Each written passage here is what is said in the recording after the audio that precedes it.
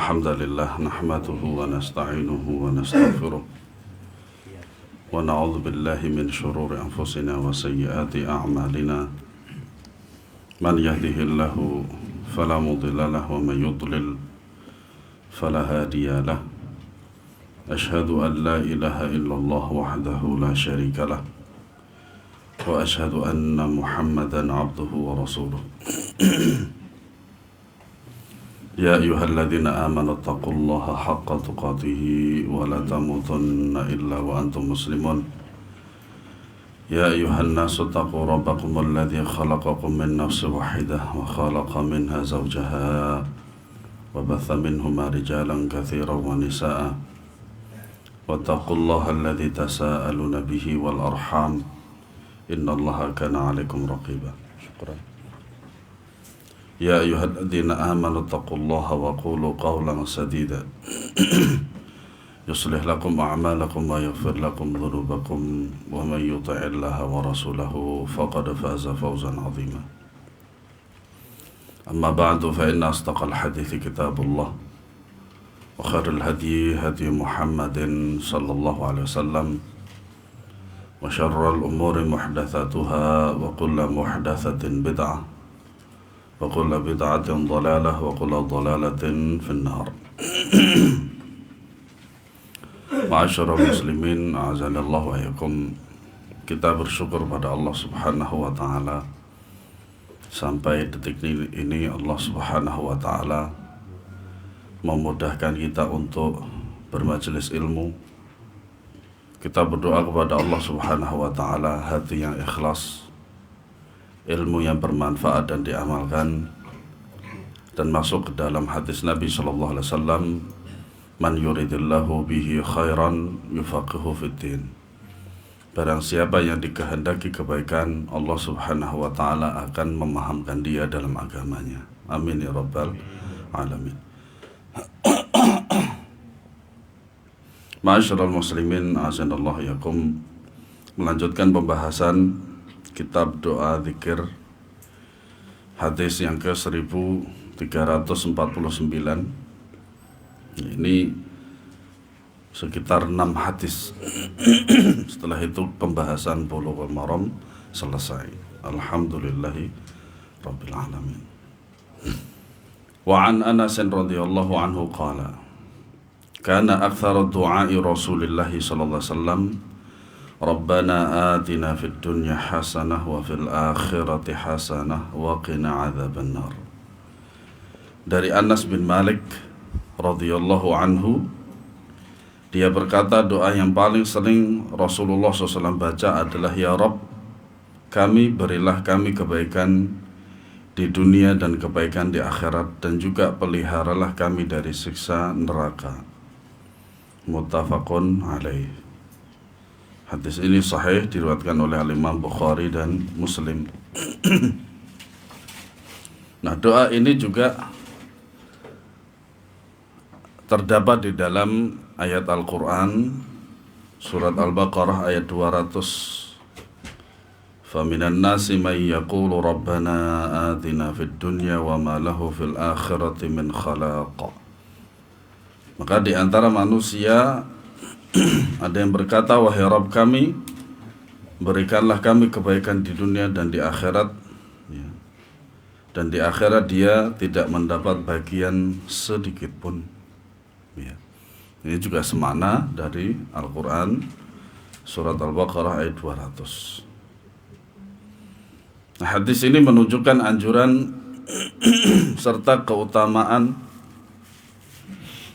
dengan berdoa, ya, dengan doa-doa yang agung.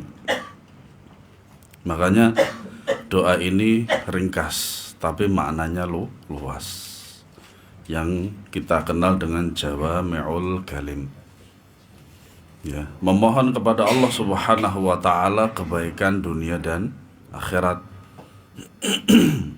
Nah, kebaikan dunia diantaranya adalah lancarnya rezeki, ya, rezeki, kesehatan, ya, tidak terlalu banyak permasalahan yang dihadapi.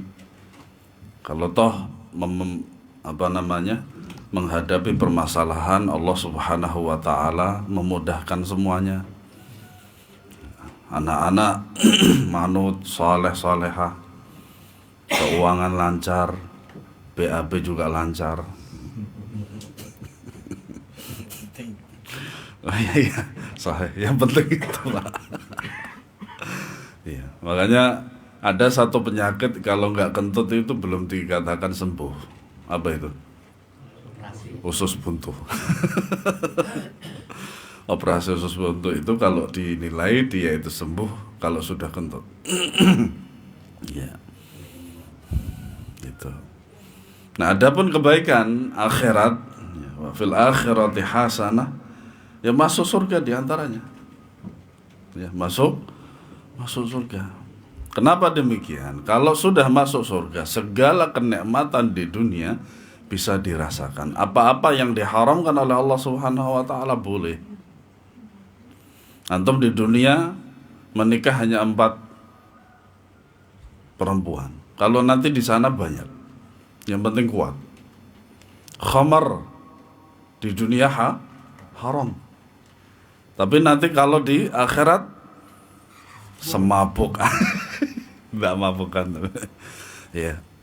Dan seterusnya. Makanya kenikmatan di dunia itu ya, tidak bisa digambarkan dan tidak bisa dibandingkan dengan kenikmatan surga. Ya, tidak bisa dibandingkan dengan kenikmatan surga. Nah, doa ini Rasulullah Sallallahu Alaihi Wasallam sering berdoa kepada Allah dengan doa ini. Sekiranya kita tidak mendapatkan kenikmatan dunia sebagaimana orang lain, maka cukuplah doa ini mewakili. Kenapa demikian? Di sini ada kata hasanah diulangi 2 kali. Artinya apa? Hasanah ini ya menurut Allah Subhanahu wa Ta'ala. Bukan hasanah menurut kita. Ya. Makanya ketika Allah Subhanahu wa Ta'ala memberikan keadaan kita yang sekarang ini adalah hasanah. Yang penting apa? Bersyukur, itu aja. Ya. Walaupun sepele, walaupun kecil, tapi kalau disyukuri akan menjadi nikmat besar. Ya. Kita tidak tahu bahwasanya hal itu merupakan nikmat besar kecuali setelah melihat orang lain. Ya. Kita bisa hadir di majelis ini adalah nikmat Allah. Betapa banyak saudara-saudara kita kaum muslimin di Indonesia ini ya tidak ngaji. Tetapi juga kita tidak boleh merasa lebih baik dari mereka. Tapi kalau kita merasa tidak sama dengan mereka boleh. Karena apa? La yastawil ladzina ya'lamun wal ladzina la ya'lamun. Tidak sama dengan orang yang mengetahui dan orang yang tidak tahu. Makanya istiqamah itu sangatlah berat. Ya. Di dalam surat Al-Baqarah ayat 200 Allah Subhanahu wa Ta'ala berfirman, "Fa minan nasi may yaqulu amanna rabbana atina fid dunya wa ma lahu fil akhirati min khalaq." Maka di antara manusia ada yang berkata, "Wahai Rabb kami, berikanlah kami kebaikan di dunia dan di akhirat dia tidak mendapat bagian sedikit pun." Nah, ini asbabul wurudnya adalah ya disebutkan di sini apabila mereka selesai dari haji, ya semoga ada yang hajian tahun kali ini di antara kita, insyaallah taala. Yang belum berhaji semoga berhaji. Ya, sudah berhaji bersabar, kasih kesempatan lain yang sebelum. Iya. Ya Allah, jadikanlah ia tahun yang subur, tahun yang penuh hujan, tahun yang begini dan begitu. Tapi mereka tidak mengingat akhirat. Nah, inilah makanya di antara sifat orang-orang yang beriman itu selalu ya mengatakan Rabbana atina fid dunya hasanah wa fil akhirati hasanah wa qina adzabannar. Surat Al-Baqarah ayat 201. Wahai Rabb kami, berikanlah kami kebaikan di dunia dan kebaikan di akhirat, dan lindungilah kami dari siksa neraka. Jadi faedah lain bahwasanya hal ini juga menerangkan akan taatnya kita dan tunduknya kita terhadap pemberian dari Allah Subhanahu wa ta'ala. Karena apa? Karena Allah Subhanahu wa ta'ala memberikan apa yang kita butuhkan, bukan yang kita inginkan. Kalau butuh itu lebih afdol. Kalau ingin biasanya syahwat. Ya. Misal kita rumah di sini, kerjaan di Jakarta Pusat. Ya. Motor kita butut karena nggak bisa kenceng. Kita minta pada Allah Subhanahu wa ta'ala diberikan motor yang lebih bagus dan kencang.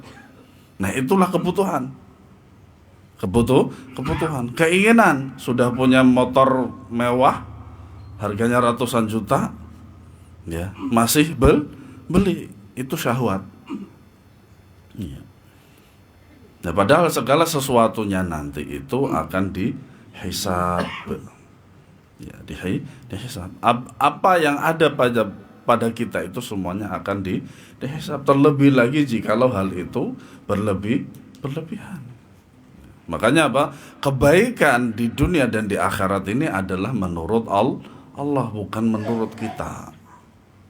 Kalau kebaikan kita itu adalah diberi dengan motor yang ada pada sekarang kita, itu syukuri saja. Ya, Alhamdulillah masih bisa dipakai untuk menghidupi keluarga, untuk beribadah, untuk ngaji dan lain sebagainya. Dan doa ini adalah doa yang paling banyak dibaca oleh Nabi Sallallahu Alaihi Wasallam. Kenapa demikian? Karena doa ini menghimpun kebaikan dunia dan akhirat. Nah, tentu saja kehidupan di akhirat itulah yang seorang mukmin itu betul-betul mengharap kepada Allah, ya, kebaikan di akhirat, yaitu masuk surga. Semoga Allah Subhanahu wa ta'ala menjadikan kita ahli surga. Amin ya rabbal alamin. Hadis yang ke-1350. Wa an Abi Musa al-Asy'ari radhiyallahu anhu qala kana an-nabiy sallallahu alaihi wasallam yad'u Allahumma ighfir li khati'ati wa jahli wa israfi fi amri wa ma anta a'lamu bihi minni. Allahumma ighfir li jiddi wa hazli wa khata'i wa 'amdi wa kullu dhalika 'indi. Allahumma ighfir li ma qaddamtu wa ma akhartu wa ma asrartu wa ma a'lantu wa ma anta a'lamu bihi minni. Antal muqaddim wa antal muakhir wa anta ala kulli syai'in qadir. Muttafaqun alaih. Dari Abu Musa al-Asy'ari, dia berkata, Nabi SAW pernah berdoa, Ya Allah, ampunilah kesalahanku, kejahilanku, perbuatanku yang melewati batas dan apa-apa yang Engkau lebih tahu mengenainya daripadaku. Ini menunjukkan bahwasannya Nabi SAW pernah berbuat salah. Tapi sesalah-salahnya Nabi langsung ditegur oleh Allah. Nah, inilah yang disebut dengan maksum. Nah, dan itulah yang disebut dengan terjaganya seorang Nabi dari kesalahan. Dan ini merupakan contoh juga bagi kita, karena para nabi itu adalah qudwah, contoh yang baik bagi kita. Beliau sallallahu alaihi wasallam mencontohkan, ya, memberikan contoh kepada kita bahwasanya kita itu salah, jahil, dan perbuatan-perbuatan buruk yang lainnya yang Allah lebih tahu tentang kita. Makanya disitulah disyariatkannya muhasabah, introspeksi diri. Wahasibu qabla an tuhasabu. Ya. Karena dengan demikian seorang ketika senantiasa berhisab, bermuhasabah tentang dirinya, maka dia akan tahu kesalahannya. Dan ketika tahu kesalahannya, maka tentu saja memperbaiki diri. Ya Allah, ampunilah perbuatanku yang sungguh-sungguh maupun yang bercanda. Karena kadang sungguh pun, ya, makanya inilah faedah daripada muamalah seperti ini. Kadang kita bercanda, tapi orang yang kita ajak bercanda itu menganggapnya serius. Atau sebaliknya, kita serius dianggapnya bercanda. Ya, memang seperti itu. Seni menghadapi manusia memang seperti itu. Tidak masalah, hadapi saja. Nah, Rasulullah SAW justru menganjurkan yang seperti ini. Artinya apa? Lebih baik dengan keadaan seperti itu daripada khalwah, menyendiri, yang tidak ada manfaatnya, yang justru memudaratkan dia. Ya. Makanya berselisih dengan tetangga. Oh, ini bukan anjuran ya. Bukan anjuran. Berselisih dengan tetangga itu memang ada baiknya. Supaya apa? Supaya ada interaksi di situ. Makanya interaksi itu ada yang baik, ada yang buruk. Tetapi kalau terus-menerus, itulah yang buruk. Itu. Nah, daripada hidup sendirian, nggak bermuamalah, nggak ngobrol, nggak berhubungan dengan apapun, nah itu malah buruk. Nah, kalau sekiranya kalau antum pernah membaca sebuah hadis yang menunjukkan bahwasanya hidup sendiri itu lebih baik, itu pada zaman fitnah, bukan untuk muamalah. Ya, pada zaman fitnah. Sehingga misalkan orang-orang Rafidhah waliyadzubillah, ya, menguasai Indonesia misalkan, atau dulu waktu zaman tahun 1948 PKI. Nah, kemudian kita hidup di gunung dengan makan seadanya. Nah, inilah yang dimaksud dengan hadis tersebut, karena fitnah. Ya. Ya Allah, ampunilah diriku atas apa yang aku lakukan dahulu maupun yang akan datang. Ini sebuah doa, ya, kenakalan-kenakalan kita atau dosa-dosa kita terdahulu dan yang akan datang, kita senantiasa berdoa kepada Allah untuk diampuni. Dan apa-apa yang engkau lebih mengetahuinya daripadaku, Allah lebih tahu. Hadis ini menjelaskan pada kita thabat atau itsbatu sifatil ain atau muraqabah, yaitu menetapkan adanya sifat pengawasan Allah Subhanahu wa ta'ala, dan Allah maha tahu segala sesuatunya. Ya. Engkaulah yang mendahulukan dan mengakhirkan, serta engkau maha kuasa atas segala sesuatu. Hadis ini menunjukkan anjuran berdoa dengan kalimat-kalimat yang ada di dalamnya. Makanya sebaik-baik doa itu yang berasal dari Al-Quran dan Sunnah. Ya. Sebab kalimat-kalimat tersebut mengandung permohonan ampunan. Makanya kita juga memohon kepada Allah Subhanahu wa ta'ala, menghadap kepadanya, ya, dosa-dosa kita itu minimal terampuni, atau minimal ada yang terampuni berkurang sedikit. Ya. Baik itu yang terdahulu maupun yang akan datang, dan baik ia yang dilakukan dengan serius maupun bercanda dan sebagainya. Karena sesungguhnya seorang hamba itu memerlukan pemaafan dan ampun dari Rabbnya. Kalau kepada Allah Subhanahu wa ta'ala meminta ampun itu sangat mudah sekali, istighfar minimal, ya, kemudian bertaubat. Tapi yang susah adalah kepada manusia. Ya. Karena sesungguhnya seorang hamba itu memerlukan pemaafan dan ampunan dari Rabbnya. Bagaimanapun banyaknya amal saleh yang pernah dikerjakan olehnya, dan bagaimanapun tingginya status sosialnya. Ya, artinya status sosial ini dia tidak menghalangi untuk berbuat dosa. Ya. Bahkan kadang orang yang statusnya sosialnya itu tinggi, berkuasa, kadang zalim. Waliyadzubillah. Hadis selanjutnya, hadis ke 1351.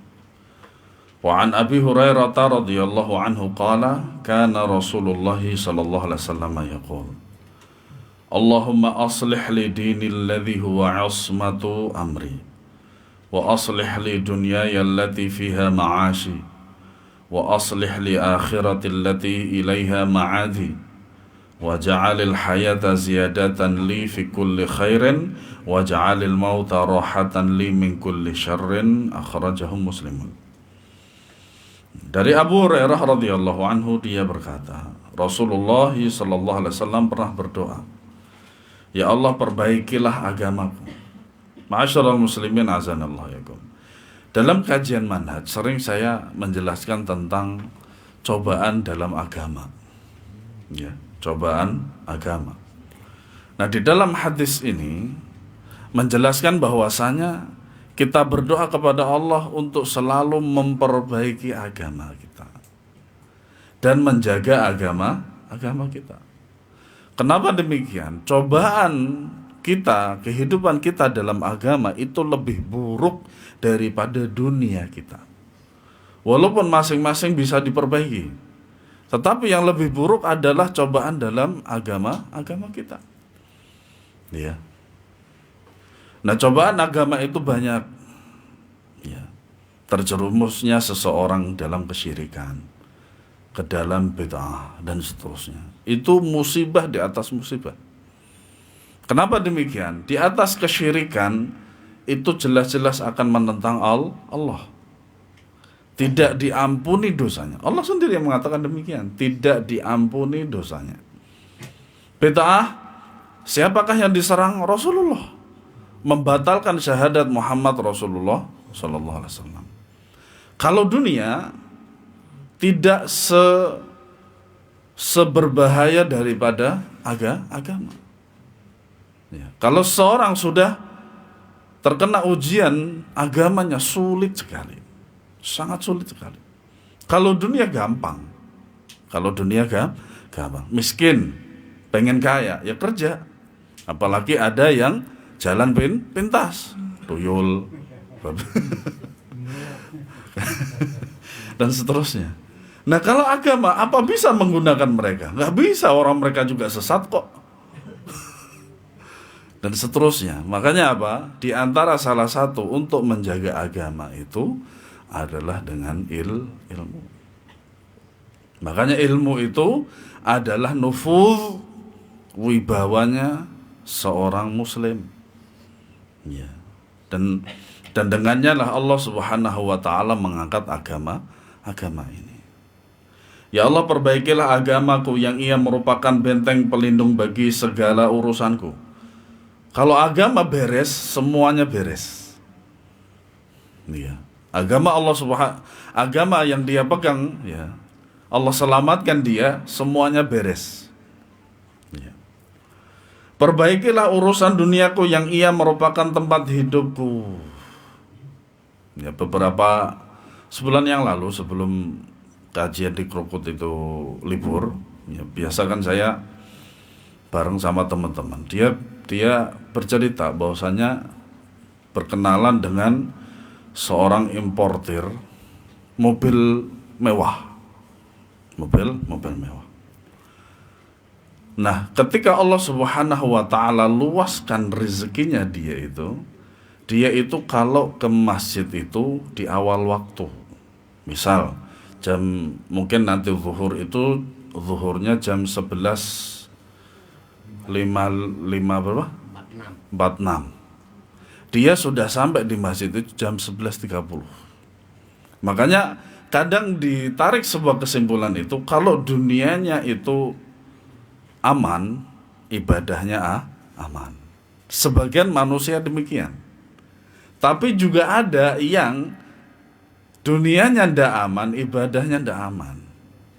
Karena apa? Karena terlalu sibuk memikirkan dunia. Ya. Tahukah antum tentang kisah Qarun?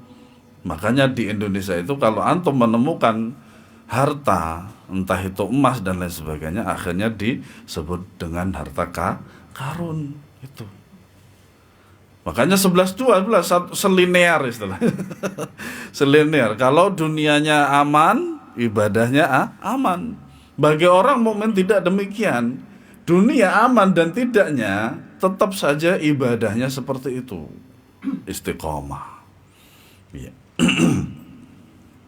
Perbaikilah pula urusan akhiratku yang ia merupakan tempat aku kembali. Kita akan kembali semua kita. Ya, kenapa? Karena inna lillahi wa inna ilaihi raji'un. Kita milik Allah Subhanahu wa taala yang suatu saat kita juga akan kembali kepada Allah. Jadikanlah kehidupanku ini sebagai tambahan bagiku dalam setiap kebaikan.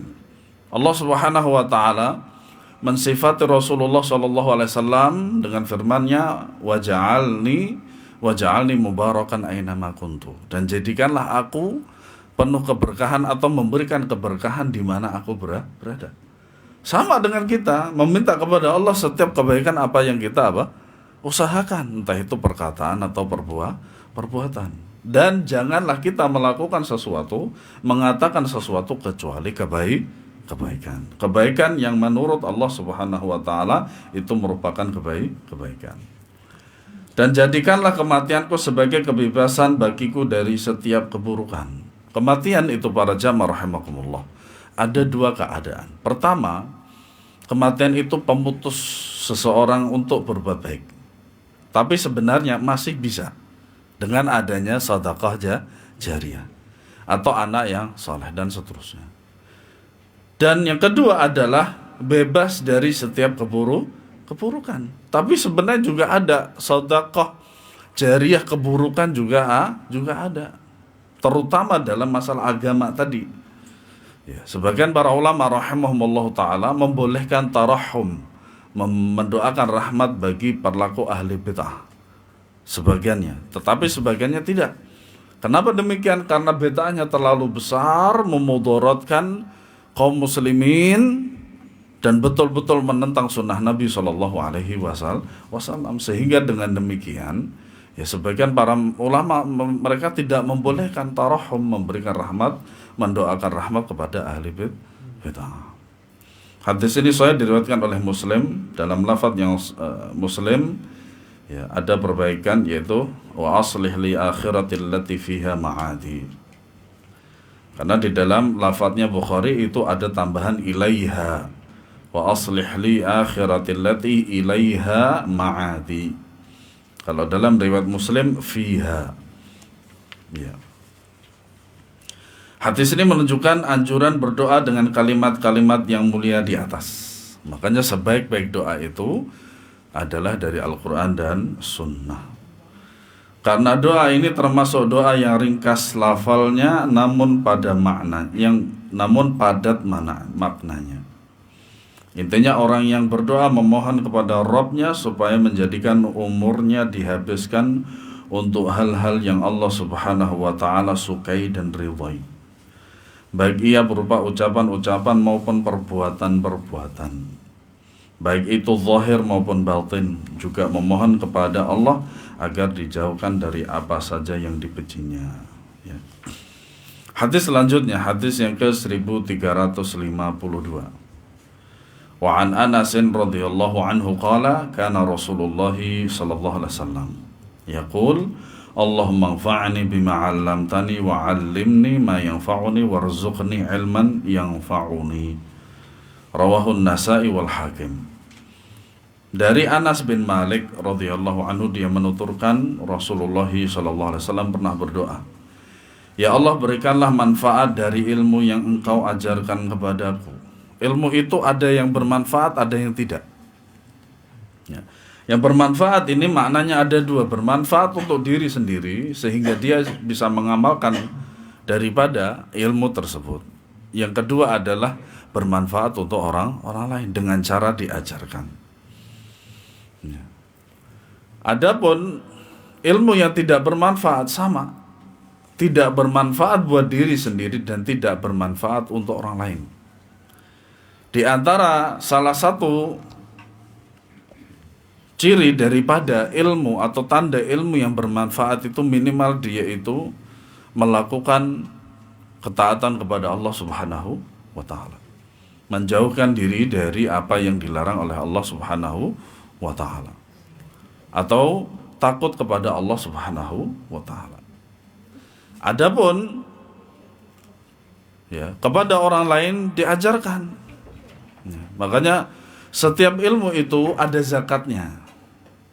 Dan adapun zakat ilmu itu adalah diajarkan. Apapun itu, entah itu ilmu dunia atau ilmu syar'i, terutama ilmu syar'i. Maka zakatnya adalah dengan cara diajarkan. Ajarkanlah aku ilmu-ilmu yang bermanfaat bagiku. Nah, ini kita meminta kepada Allah supaya diberikan ilmu yang bermanfaat untuk kita dan orang lain. Dan karuniailah aku ilmu yang bermanfaat untukku. Ya. Kemudian dalam riwayat Tirmidzi, walid Tirmidzi min hadithi Abi Hurairah nahwuhu wa qala fi akhirih wa zidni ilma walhamdulillahi ala kulli halin wa a'udzu billahi min kulli ahlin min hali ahlin nar. Bismillah.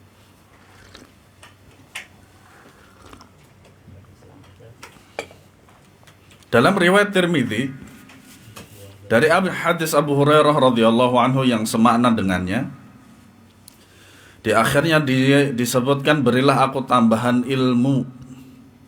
Makanya bagi seorang talibul ilm, bagi kita seorang muslim itu adalah selalu menambah ilmu.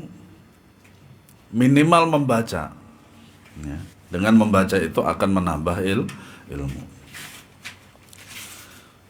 Segala puji bagi Allah dalam segala keadaan, dan aku berlindung kepada Allah dari keadaan penduduk neraka. Sanadnya hasan. Ya.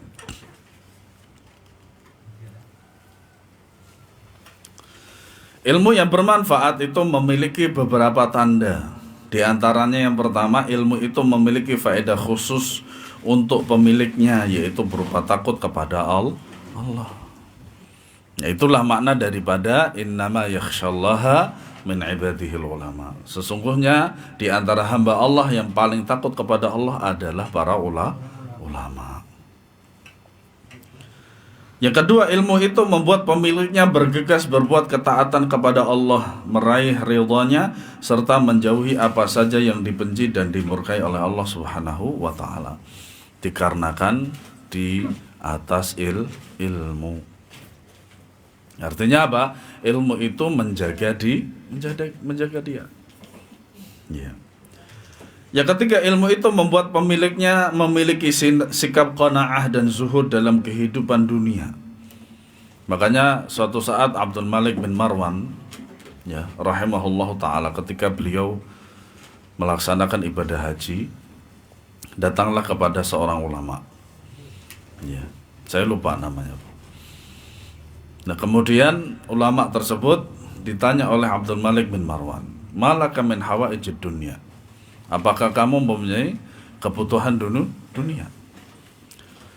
Dan biasanya para ulama itu hidupnya dalam keadaan zuhud.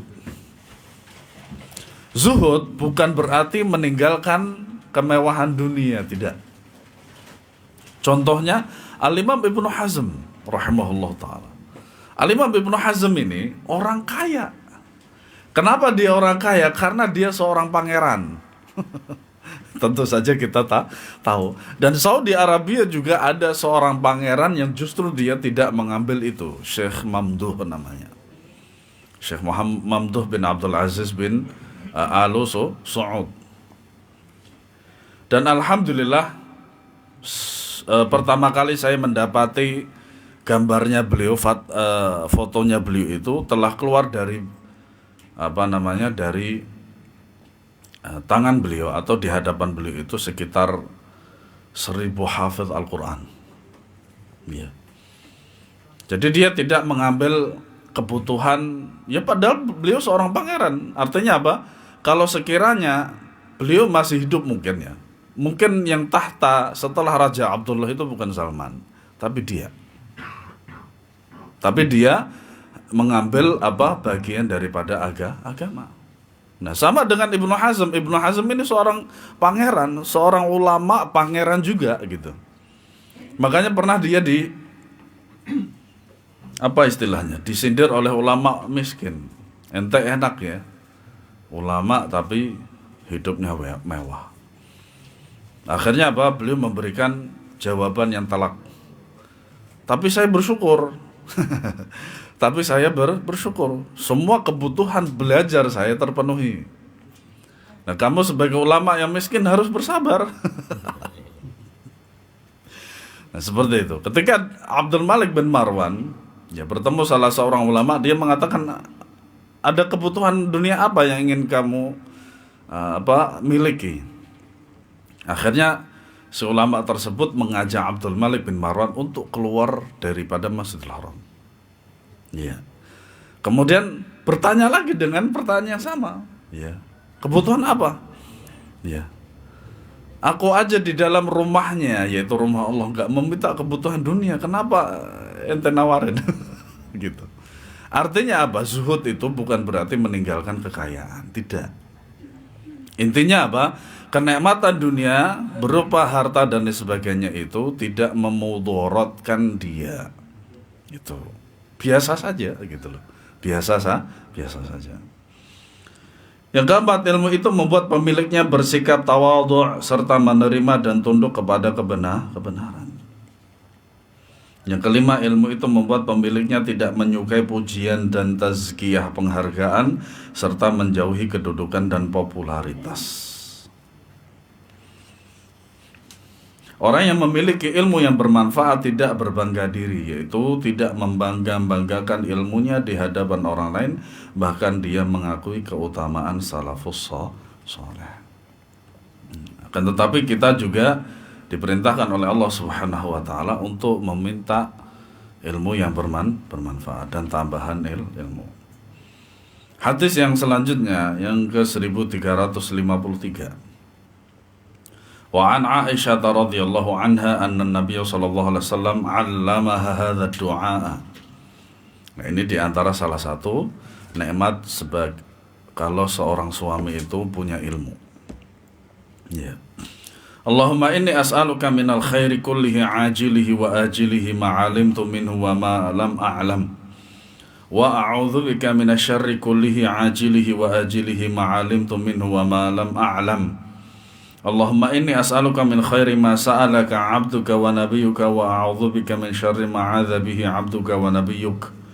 Allahumma inni as'aluka al-jannata wa ma qarraba ilaiha min qawli wa aw 'amal. Wa a'udzu bika minan nari wa ma qarraba ilaiha min qawlin aw 'amal. Wa as'aluka an taj'ala kulla qada'in qadaitahu li khaira. Akhrajahu Ibnu Majah wa sahahahu Ibnu Hibban wal Hakim.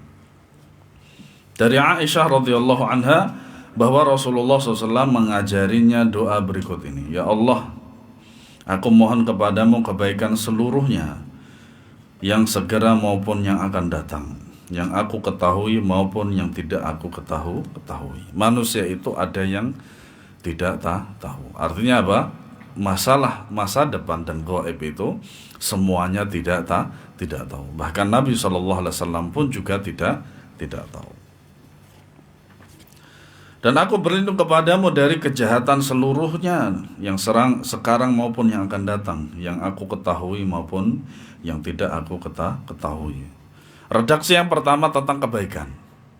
Ya, kebaikan. Yang kedua adalah tentang kejahatan.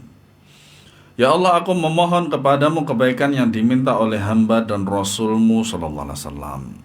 Ya, yaitu kebaikan agama dan ilmu. Dan aku berlindung dari kejahatan yang hamba dan Rasulmu sallallahu alaihi wasallam berlindung daripadanya. Jadi berita dalam doa ini meminta perlindungan kepada Allah sebagaimana Nabi dan Rasulnya Muhammad SAW minta perlindungan kepada Allah. Begitu juga dengan sebaliknya. Ya Allah, aku meminta kepadamu surga. Ya. Dan itu bukan suatu keburukan, kejelekan, karena memang kita itu butuh tempat kembali kita, yaitu berupa surga. Ya. Karena itu adalah tempat kita harus kembali ke sana. Bukankah ya bapak dan ibu kita, yaitu Nabi Adam dan Hawa, ya berasal dari sana? Makanya kita harus kembali kepada surga. Dan segala perkataan maupun perbuatan yang dapat mendekatkan diriku kepadanya, tentu saja dengan ilmu. Karena surga dan neraka Allah dan Rasulnya sallallahu alaihi wasallam sudah menjelaskan. Dan apa-apa dari perkataan dan perbuatan yang memasukkan seorang hamba ke dalam surga ataupun neraka itu juga Allah Subhanahu wa taala dan Rasulnya sallallahu alaihi wasallam sudah menjelaskan. Dan aku berlindung kepadamu dari api neraka dan daripada segala perkataan dan perbuatan yang bisa mendekatkan diriku kepadanya.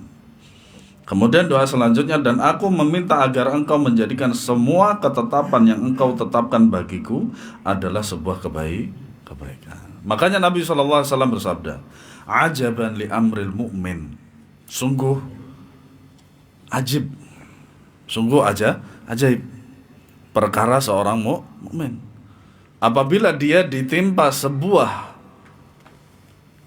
ujian, dia bersabar, maka kebaikan baginya.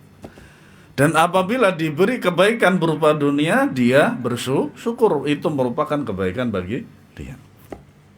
Ya.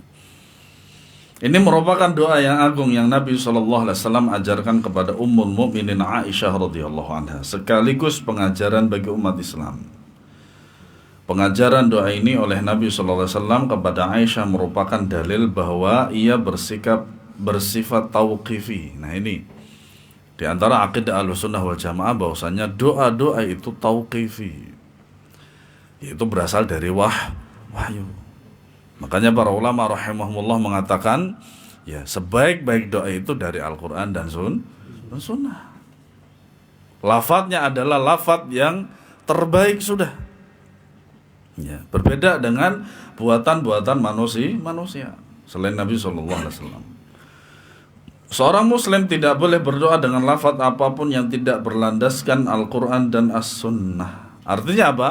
Allah dan Rasulnya SAW sudah memilihkan kata-kata terbaik di dalam doa. Kata-kata terbaik di dalam doa. Makanya apa? Ya, disyariatkan kita itu berdoa dengan menggunakan lafadz tersebut dari Al-Quran dan Sunnah. Karena itu sudah pilihan dari Allah dan Rasulnya. Kalau diibaratkan, misalkan kita ziarah ke teman kita. Dulu ketika sebelum sukses, artinya sebelum berkeluarga, sudah terbiasa mengatakan kata-kata kasar pada dia. Taulah antum orang Surabaya bagaimana, gitu. Ketika sudah keluarga, apa bisa itu diterapkan? Ya tidak bisa. Nah, ini berdoa kepada Allah. Nah, Allah Subhanahu wa Ta'ala sudah menentukan bagaimana kosakatanya, kata-katanya, kemudian daripada lafaz-lafaznya, kalimat-kalimatnya. Begitu juga dengan Nabi SAW, maka kita sudah dicukupkan dengan menggunakan doa tersebut. Itu sudah terbaik. Itu sudah terbaik. Doa harus dikembalikan kepada Al-Quran dan Sunnah, lafaz maupun maknanya. Jadi tidak boleh menyelisihi keduanya. Hadis yang selanjutnya, ini hadis terakhir dari bab ini. Wa akhraj asy-syaikhan an Abi Hurairah radhiyallahu anhu qala Rasulullah sallallahu alaihi wasallam, kalimatani khafifatani 'ala al-lisani thaqilatani fil mizani habibatani ila ar-rahman subhanallah wa bihamdi subhanallahil azim. Diriwayatkan dari Syaikhan Al-Bukhari dan Muslim, ya, Abu Hurairah radhiyallahu anhu, dia menuturkan Rasulullah SAW bersabda, dua kalimat yang ringan, gak membutuhkan tenaga besar, tidak membutuhkan biaya juga, hanya sekedar menggerakkan bibir, ya, makanya dia ringan. Berat di timbangan Allah Subhanahu wa Ta'ala, ya, dan dicintai oleh Allah Subhanahu wa Ta'ala. Subhanallah. Mencakup tiga keutamaan ini. Pertama adalah, ya, ringan di lisan, berat di timbangan, dan dicintai oleh Allah Subhanahu wa Ta'ala. Sebuah lafadz subhanallah wa bihamdi subhanallahil azim. Masya Allah. Makanya kebaikan di Islam sangat banyak. Sangatlah banyak. Maka kita harus berbangga dengan keislaman kita. Jangan sampai minder, ya, malu dengan keislaman kita. Hadis ini saya diriwayatkan oleh Al-Bukhari dan Muslim. Hadis ini menunjukkan keutamaan dua kalimat yang ringan ini, karena Allah Subhanahu wa Ta'ala menyukai keduanya dan menyayangi siapa saja yang mengamalkan keduanya. Juga karena keduanya begitu berat dalam timbangan amal disebabkan besarnya pahala keduanya di sisi Allah. Selain itu disebabkan keduanya mengandung pensucian Allah Subhanahu wa taala dari setiap perkara yang tidak layak bagi kebesarannya, baik itu pada zatnya, sifat-sifatnya ataupun perbuatan-perbuatannya. Hadis ini juga menunjukkan anjuran agar merutinkan zikir ini, memotivasi untuk terus melakukannya, sekaligus memperlihatkan bahwasanya seluruh beban hukum berat dan sukar bagi jiwa seseorang. Sedangkan ini yang ini ringan dan mudah, tetapi memiliki berat yang setara dengan beban hukum lainnya ketika ditimbang di mizan.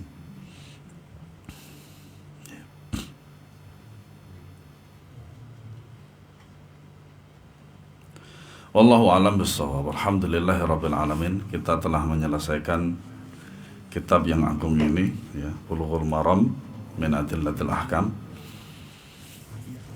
Semoga Allah Subhanahu wa taala memberikan kita ilmu yang bermanfaat, diamalkan dan mendekatkan diri kepada Allah Subhanahu wa taala. Ya, dan semoga ya, kita bisa membacanya lagi insyaallah taala. Biasanya kalau di pesantren Jawa Timur tuh kalau khataman kitab itu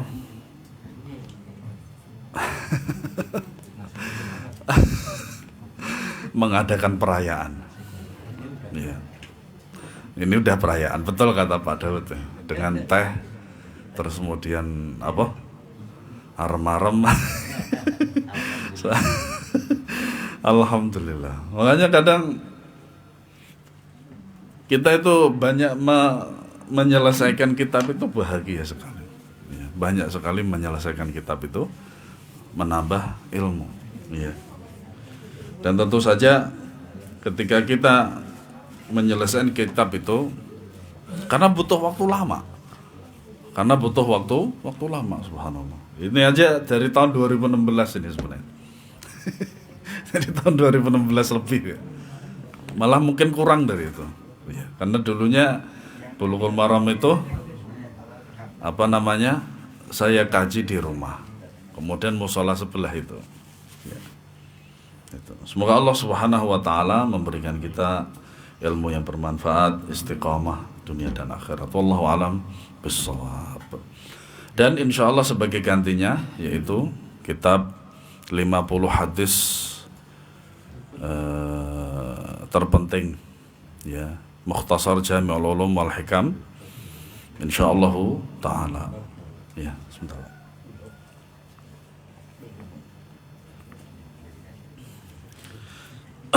Yaitu Al-Imam Al-Hafidh Ibnu Rajab Al-Hanbali.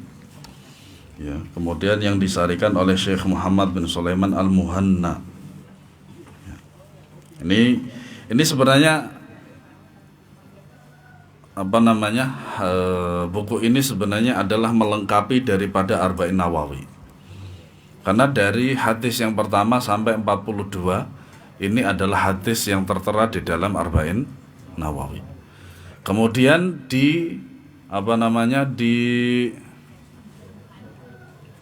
dilengkapkan oleh Ibnu Rajab rahimahullahu taala menjadi 50. Iya. Namanya Jami'ul Ulum wal Hikam. Jami'ul Ulum wal Hikam. Nah, kemudian juga ya diberi pengantar oleh Syekh Abdul Aziz bin Mazruq At-Turaifi, seorang ulama ahli hadis. Ini orangnya masih muda juga, Syekh Abdul Aziz At-Turaifi. Ya. Wallahu a'lam bishawab. Ada pertanyaan, dipersilakan. Ya, Pak. Bagaimana Pak Ustaz hukumnya orang berpuji-pujian itu dari masjid?